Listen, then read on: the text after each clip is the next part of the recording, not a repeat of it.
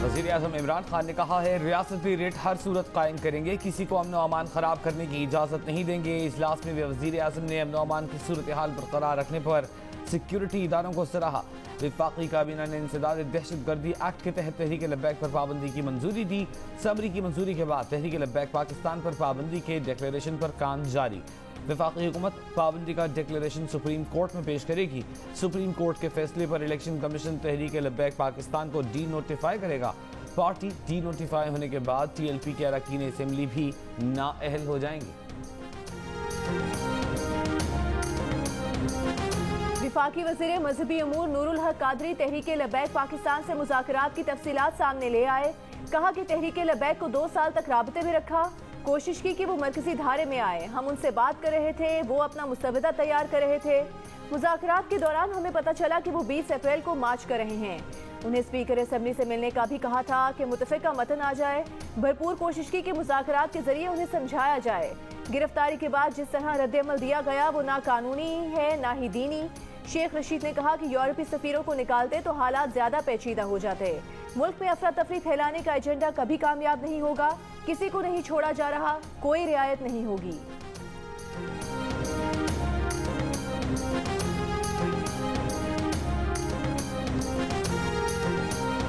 TLP को कलअदम करार देते ही असासे मुंजमद करने की तैयारियां मुकम्मल। तहरीक लब्बैक के मरकजी ओहदेदारों के शनाख्ती कार्ड्स और पासपोर्ट भी ब्लॉक करने की तैयारियां। TLP के मरकजी ओहदेदार ज़मीनों की खरीद फरोख्त न बैंक अकाउंट्स इस्तेमाल कर सकेंगे। TLP के असासों की तफसीलात के लिए वफाकी हुकूमत ने 4 सूबों को हिदायत जारी कर दी।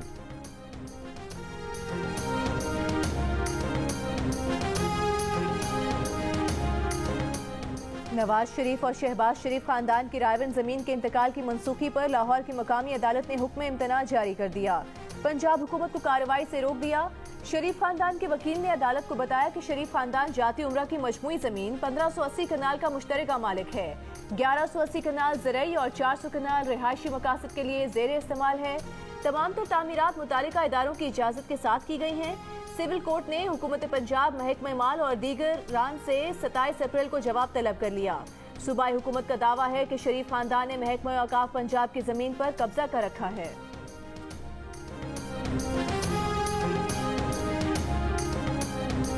इमरान खान की सरपरस्ती में शहजाद अकबर ने रायविंड का घर गिराने की प्लानिंग की। शहजाद अकबर साहब ने पटवारियों को यरगमाल बनाया हुआ है। तर्जमान नून लीग मरियम औरंगजेब का इल्जाम। कहा, रायविंड की तमाम अराजी 1992 से शरीफ खानदान की मिल्कियत है। उन्होंने बोर्ड ऑफ रेवेन्यू के जरिए लोगों को यरगमाल बनाकर रिकॉर्ड में रद्दोबदल की। 3 साल में किसी ने इस मिल्कियत की खरीदो फरोख्त और तामीर पर एतराज़ नहीं किया। दस्तावेजात में हेर फेर करने वालों के बारे में हमें पता है। ये रात के अंधेरे में रायविंड का घर गिराना चाहते थे। करप्शन का एक ढेला नहीं मिला तो नीच और घटिया हरकतों पर उतर आए। अता तारड़ ने कहा, जाली फर्दें बनाकर शमीम अख्तर की बजाय हुकूमत पंजाब का नाम लिखा जा रहा है। अदालत की जानिब से हुक्म इम्तना में कहा गया है कि घर का स्टेटस बरकरार रहेगा।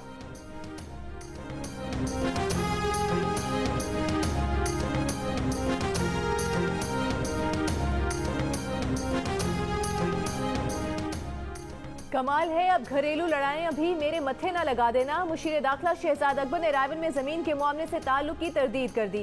कहा, महकमा माल पंजाब के काम में नून लीग को शहजाद अकबर नजर आता है। रायवन में सूबाई हुकूमत की जमीन जाली चिट्ठी पर ट्रांसफर हुई। चोरी पकड़े जाने पर वापस सरकार के नाम मुंतकिल कर दी गई। किसी को एतराज है तो अदालतें मौजूद हैं। जाती मफाद की खातिर एहतसाब या सवाल करने वालों को इंतकाम की धमकियां दी जा रही हैं।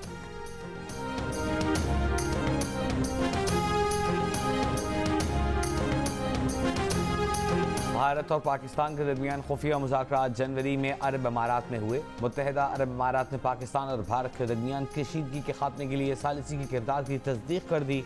वाशिंगटन में इमाराती सफ़ीर का कहना है कि UAE ने पाकिस्तान और भारत के दरमियान कश्मीर के तनाज़े पर कशीदगी कम कराने और सीज़ फायर कराने में अहम किरदार अदा किया। तवक्को है कि इन कोशिशों के नतीजे में ताल्लुकात बहाल हो जाएंगे।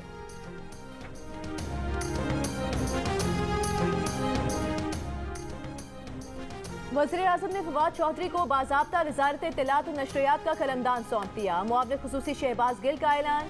वज़ीर-ए-आज़म इमरान खान और वफाकी वज़ीर फवाद चौधरी की आज मुलाकात हुई थी।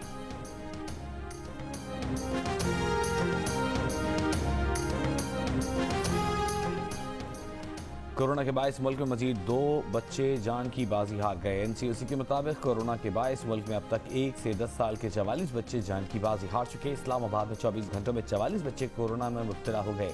इस्लामाबाद में कोरोना मुतासरा बच्चों की मजमूई तादाद 7052 हो चुकी। कोरोना की तीसरी लहर में सिंध के 1108 से ज्यादा बच्चे और बच्चियां मुतासर हो चुके।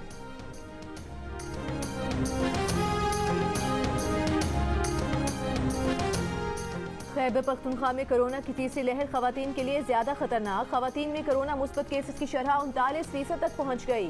कोरोना की दूसरी लहर के दौरान खवातीन में मुस्बत केसेस की शरह 35 और पहली लहर के दौरान 28% थी। हुकूमती रिपोर्ट के मुताबिक 41 से 50 साल तक के अफराद में कोरोना मुस्बत केसेस की शरह 12% पहुंच गई। खैबर पख्तूनख्वा में कोरोना वायरस से एक और डॉक्टर का इंतकाल। डॉक्टर मोहम्मद इकबाल 2 हफ्तों से हयाताबाद मेडिकल कॉम्प्लेक्स में वेंटिलेटर पर थे।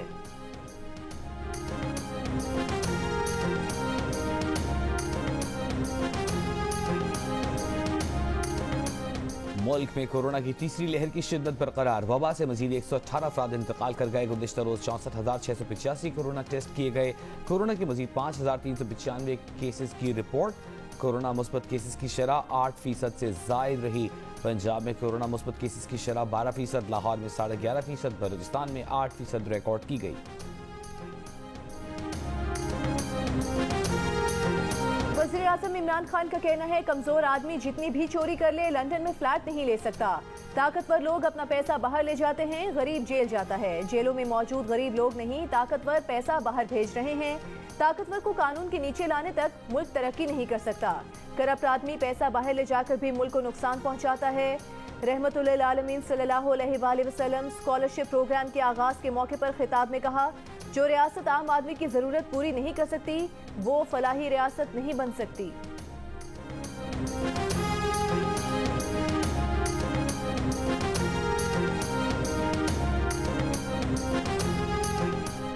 पाकिस्तान की मईशत के 2,655 अरब रुपए शराफिया पर खर्च हो जाते हैं। अक़वाम मुत्तहिदा के इदारा बराए तरक्याती प्रोग्राम की रिपोर्ट में कहा गया है कि मुल्की मईशत का 6% कॉर्पोरेट सेक्टर, जागीरदार, जमींदार और सियासतदानों समेत शराफिया पर खर्च होता है। ताकतवर ग्रुप अपने मुनसिफाना हिस्से से ज्यादा हासिल करने के लिए इख्तियार इस्तेमाल करते हैं।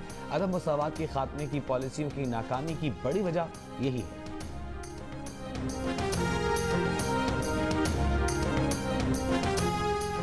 जस्टिस फाइज ईसा ने अपने खिलाफ सुप्रीम जुडिशल काउंसिल की कार्रवाई को बदनीयती पर मबनी करार दे दिया। सुप्रीम कोर्ट में दलाइल देते हुए कहा, उन्हें इंसाफ का मौका ना देकर सुप्रीम जुडिशल काउंसिल ने इंसाफ का कत्लेआम किया। आसिफ सईद खोसा ने उनका मौकिफ सुने बगैर उनकी पीठ में छुरा घोंपा। फैसला देने वाले जस्टिस अजमत सईद आज हुकूमत की पसंदीदा शख्सियत हैं।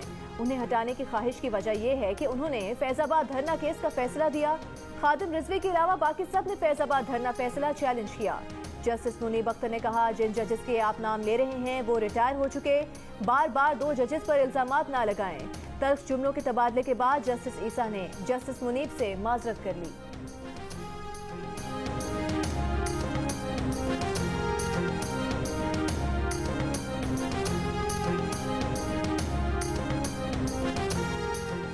सजात रिकवरी यूनिट कानूनी वजूद नहीं रखता। शहजाद अकबर की दौलत में कैसे गैर मामूली इजाफा हुआ, कोई पूछने वाला नहीं। शहजाद अकबर को जेल में होना चाहिए। जस्टिस काजी फाइज ईसा के सुप्रीम कोर्ट में दलाइल। कहा, पाकिस्तान में इस वक्त साए हुक्मरानी कर रहे हैं। पहली बार कोई वजीर कानून है जिसने आईन पाकिस्तान को बुनियादी हुकूक से मुतसादिम करार दिया है। फरोग नसीम ने हलफ की खिलाफ वर्जी की, उन्हें फौरी तौर पर बरतरफ किया जाना चाहिए।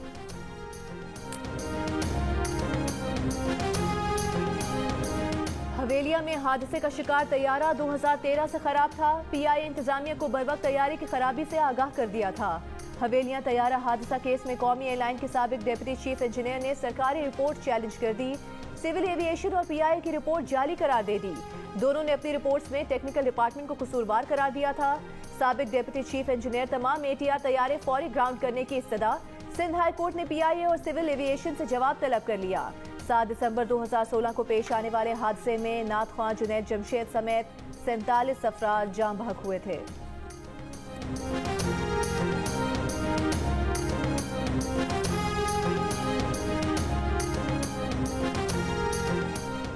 चीनी चाहिए तो 2000 की दूसरी अशिया भी खरीदो। पेशावर के कुछ यूटिलिटी स्टोर्स पर खरीदारों के लिए शर्त रख दी गई। बास स्टोर्स से लोग चीनी खरीदकर ब्लैक में बेचने लगे। सरगोधा के बाजारों में शनाख्ती कार्ड देकर 1 किलो चीनी फरोख्त की जाने लगी। रावलपिंडी के सस्ते रमजान बाजार में चीनी का स्टॉल मौजूद, चीनी गायब। इसी जगह पार्किंग बना दी गई। क्वेटा में सस्ते रमजान बाजार के नाम पर अब तक सिर्फ शामियाने ही लगाए जा सके। सूबाई हुकूमत ने क्वेटा में 2 सस्ते बाजार लगाने का ऐलान किया था।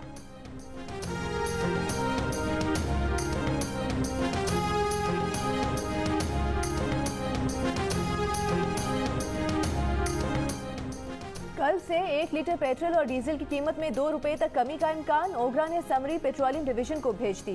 हतमी फैसला वजारत खजाना वज़ीर आज़म की मुशावरत से करेगी।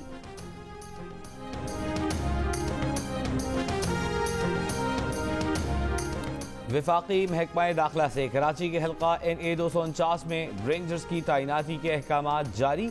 28 से 30 अप्रैल रेंजर्स NA 249 के तमाम पोलिंग स्टेशन के बाहर तैनात होगी। NA 249 में रेंजर्स तैनाती की दरखास्त इलेक्शन कमीशन ऑफ पाकिस्तान ने की थी। PTI के खुर्रम शेर जमान और दीगर की इलेक्शन कमिश्नर से पोलिंग का दिन तब्दील करने की दरखास्त। कहा, दरखास्त जमा कराई है, जुमेरात की बजाय इतवार को इलेक्शन कराए जाएं।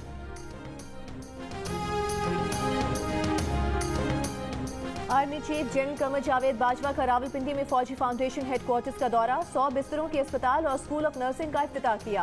आर्मी चीफ ने मयारी खिदमात के लिए फौजी फाउंडेशन की कारकर्दगी को सराहा। फाउंडेशन शिफ्ट से मुस्तफीद होने वाले 80% मरीज शोहदा और गाजियों के लवाहिकीन हैं।